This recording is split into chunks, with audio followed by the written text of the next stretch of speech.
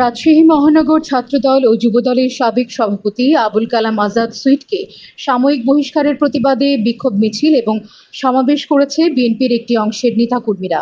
বৃহস্পতিবার বিকেলে নগরীর ভুবন মোহন পার্ক এলাকা থেকে মিছিলটি বের হয়ে নগরীর প্রধান সড়ক প্রদক্ষিণ করে।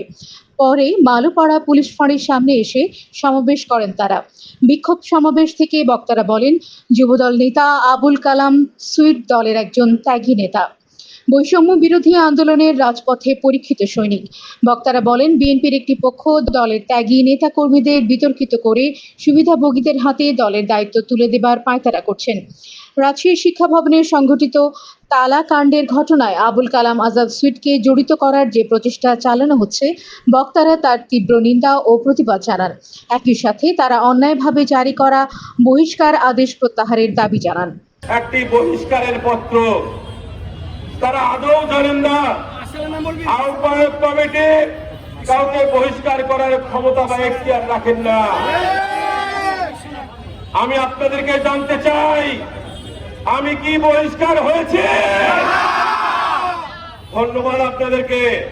তাহলে আমার বহিষ্কার আদেশ প্রত্যাহারের কারো দরকার নাই। আপনারা আমার সাথে থাকলে আমি অনেক দূরে গিয়ে যাবো ইনশাআল্লাহ। বোয়ালিয়া থানা বিএনপির সাবেক সভাপতি সাইদুর রহমান পিন্টুর সভাপতিত্বে অনুষ্ঠিত এই সমাবেশে প্রধান অতিথির বক্তব্য রাখেন শিক্ষাবিদ ও বিএনপির নেতা জার্জিস কাদেরী।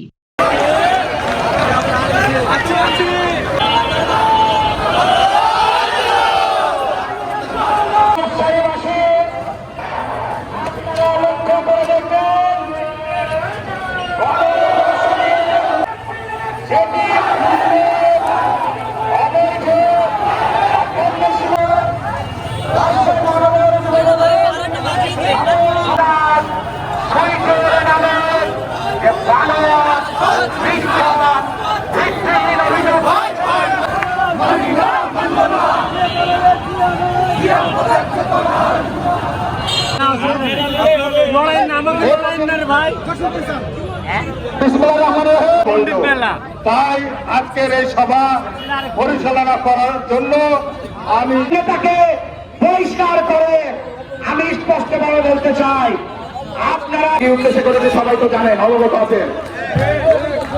সুইট ভাইকে বহিষ্কার করেছে সেই জন্য,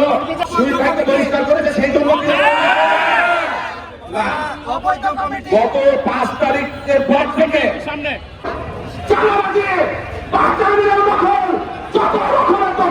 কি করে আজকে অন্যায় করেছে। যদি শহীদ ভাই বহিষ্কার আমি অন্যায় করে আওয়ামী নেতাস্থানে বিএনপির মুখোশ করে হঠাৎ শুনতে পেলাম শহীদ ভাইকে বহিষ্কার করেছে। কি জন্য? প্রায় 200 থেকে 250 লোককে চাকরি দিয়েছে। ছিল এটা ভাষ্য হলো ওই